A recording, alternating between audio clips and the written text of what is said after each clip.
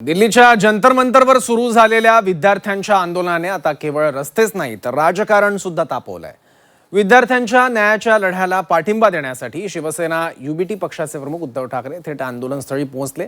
विद्यार्थ्यांची भेट घेतली, सरकारवर जोरदार हल्लाबोल केला, त्यानंतर आरोप प्रत्यारोप, त्यानंतर उत्तर प्रत्युत्तर आणि वार पलटवार यांची मालिका सुरू झाली।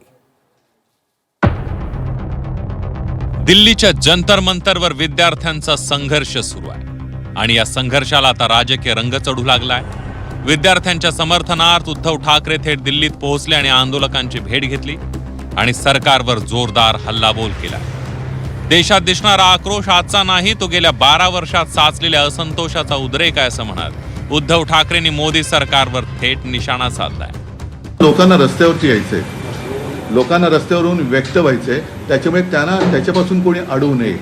काल सुद्धा तुम्ही बघितलं, म्हणजे मी तिकडनं निघाल्यानंतर एक 9 वर्षाची मुलगी, तिची बहीण, तिचे वडील, मुंबईच्या आंदोलनात अगदी कडेवरती घेतलेली लहान मुलं, त्या डोक्यात खांद्यावर घेतली अशी लोक यांना रस्त्यावरती यायचे। आता त्यांनी येऊ द्या, कारण हे जे काय आहे हे अचानक हा उफाळून आलेला असंतोष नाही, हा गेल्या 12 वर्षात साठलेला असंतोष आता उफाळून बाहेर पडतोय, तो पहिला येऊ द्या बाहेर। दिल्लीतील आंदोलनात महिला आणि लहान मुलींवर बळाचा वापर झाल्याचा आरोप करत ठाकरेंनी सरकारला धारेवर धरलं। मुलींचे कपडे फाडणं ही हिंदू संस्कृती नाही तर रावण संस्कृती अशी घणाघाती टीका उद्धव ठाकरेंनी केली आहे। विद्यार्थी देशाचं भविष्य वाचवण्यासाठी रस्त्यावर उतरले, त्यांच्या राजीनाम्याच्या मागणीत चूक काय असा सवालही ठाकरेंनी केला आणि पहिल्या दिवसापासून या आंदोलनाच्या पाठीशी असल्याचं उद्धव ठाकरेंनी स्पष्ट केलं। हे मला त्यांचं गणितच कळत नाही की पाकिस्तान बरोबर चर्चेचे दरवाजे उघडे ठेवा, पण जे तुमच्या दारात आलेले आहेत, तुमच्याकडनं काही अपेक्षा घेऊन आलेले, बाळगून आलेले आहेत, त्यांच्यावर तुम्ही लाठ्या चालवता। त्या मुलींवरती, अगदी मुलींवरती आणि महिलांवरती ज्या असभ्यपणाने अत्याचार केले गेलेला आहे, काल तर एक ती मुलगीच तिचे कपडे फाडले गेले। ही कोणती हिंदू संस्कृती आहे? ही हिंदू संस्कृती बसत नाही, ही रावण संस्कृती झाली। पहिल्या दिवसापासून या सर्वांच्या मागे समर्थन देण्यासाठी आहे आणि उगाच काय मी करतोय काय हे सांगण्याची मला काही हौस नाहीये, परंतु तरुण हे आपल्या देशाचं भविष्य आहे।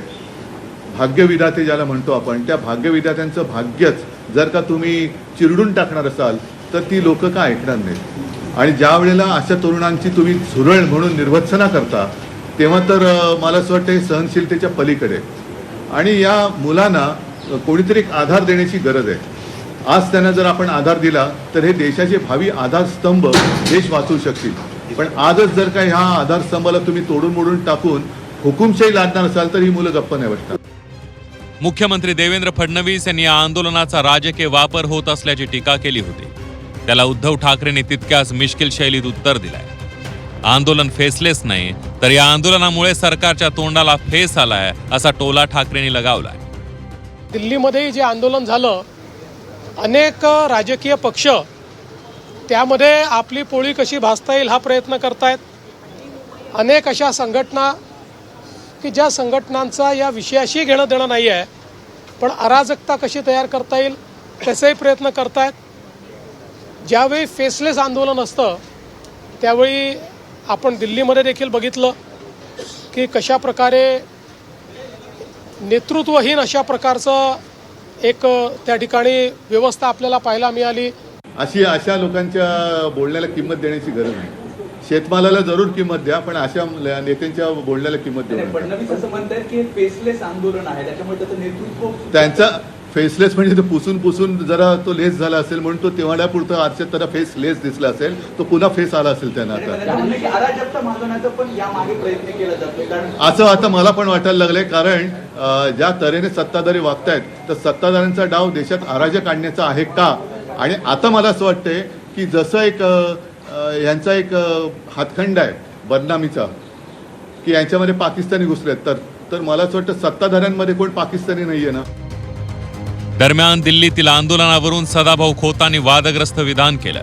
इंडिया आघाडी दहशतवाद्यांसारखं वातावरण तयार करत असल्याचा आरोप सदा खोतांनी केलाय, त्यावर उद्धव ठाकरेंनी प्रत्युत्तर दिलंय। शेतकऱ्यांच्या मालाला भाव द्या, पण अशा नेत्यांच्या बोलण्याला भाव देऊ नका असा टोला त्यांनी लगावला। या जर काही दिल्लीमध्ये जे आंदोलन चाललं आहे, या आगीमध्ये तेल ओतायचं काम या सोशल मीडियाच्या माध्यमातून ते करत आहे. म्हणजे ह्या आंदोलनामध्ये इंडिया आघाडी, महाविकास आघाडी ही आतंकवादासारखी परिस्थिती या देशामध्ये निर्माण करू पाहत आहे. पण मी यांना सांगतो, केंद्रात आदरणीय नरेंद्रजी, महाराष्ट्रात आदरणीय देवेंद्रजी आणि शिक्षण खात्यात आदरणीय धर्मेंद्रजी, काही बदल होणार नाही. सरकारनं शिक्षण मंत्र्याचा राजीनामा निश्चितपणानं घेऊ नये. म्हणून मी म्हटलं, महाराष्ट्रात देवेंद्र, केंद्रात नरेंद्र आणि शिक्षण खात्यात धर्मेंद्र, अजिबात बदल शिक्षण खात्याच्या मंत्र्याच्या मध्ये करू नये. अशा लोकांच्या बोलण्याला किंमत देण्याची गरज नाही. शेतमालाला जरूर किंमत द्या, पण अशा नेत्यांच्या बोलण्याला किंमत देऊ नका. अशा लोकांच्या बोलण्याला किंमत देण्याची गरज नाही. शेतमालाला जरूर किंमत द्या, पण अशा नेत्यांच्या बोलण्याला किंमत देऊ नका. उद्धव ठाकरेंच्या दिल्ली दौऱ्यावर महायुतीचे नेतेही तुटून पडले आहेत. अभिजित दिपकेंच्या मदतीनं पक्षाला उभारी देण्याचा प्रयत्न सुरू असल्याची टीका उदय सामंत यांनी केली आहे. तर दुसऱ्यांच्या आंदोलनाचा आश्रय घेत असल्याचा आरोप फुकेंनी केला. शेवटी स्वतःचा पक्ष संपत असताना दिपकेंच्या नावावर स्वतःच्या पक्षाला उभारी घेण्याचा हा प्रयत्न सुरू आहे. त्याच्यातनं काही निष्पन्न होणार नाही. उद्धव ठाकरेजी असणार, अरविंद केजरीवाल असणार, हे सगळे संपलेले आहेत आणि यांचं कुठेतरी राजकीय अस्तित्व संपलेलं आहे. आज निम्मे 3 खासदारचे हे पक्ष आणि दुसऱ्या कोणत्या आंदोलनाचा सहारा घेऊन हे काहीतरी स्वतः कुठेतरी चर्चेत राहण्याचा यांचा एक केविलवाना प्रयत्न आहे. मला त्याची दया येते. या सगळ्या राजकीय आरोप प्रत्यारोपांच्या दरम्यान मुख्यमंत्री देवेंद्र फडणवीसांनी सरकारची भूमिका स्पष्ट केली आहे. विद्यार्थ्यांच्या आशा आकांक्षांशी सरकार समरस आहे. उणीवा असतील त्या दूर करू आणि विद्यार्थ्यांच्या हिताचे निर्णय घेतले जातील असं फडणवीस म्हणाले. आपल्या देशाची बदनामी होणार नाही अशा प्रकारचा विचार केला पाहिजे. आणि विशेषतः मी पहिल्या दिवशीपासून आमचं सगळ्यांचं मत आहे की विद्यार्थ्यांच्या ज्या आशा आकांक्षा अपेक्षा असतील त्या पूर्ण करणं हे सरकारचं कर्तव्य आहे आणि ते आम्ही करू. काही उणीवा राहिल्या असतील तर त्या उणीवा दूर होतील. फक्त त्यांच्या खांद्यावर बंदूक ठेवून काही लोक, विशेषतः काही राजकीय पक्ष ज्या पद्धतीनं कारभार करतायत ते काही योग्य असं माझं मत नाही. विद्यार्थ्यांच्या मागण्यांची आम्ही समरस आहोत आणि विद्यार्थ्यांच्या हिताचेच निर्णय हे केंद्रातलं आणि राज्यातलं सरकार घेईल. जंतर मंतरवर उठलेला आवाज आता राजकारणाच्या केंद्रस्थानी पोहोचलाय. एका बाजूला विद्यार्थ्यांचा संघर्ष, दुसऱ्या बाजूला राजकीय वार पलटवार. मात्र या गदारोळात एक प्रश्न आजही तसाच उभा आहे. राजकारण्यांच्या घोषणा आणि आरोपांच्या पलीकडे विद्यार्थ्यांना न्याय नेमका कधी मिळणार, या उत्तराकडे संपूर्ण देशाचं लक्ष लागलंय. ब्युरो रिपोर्ट, झी 24 तास.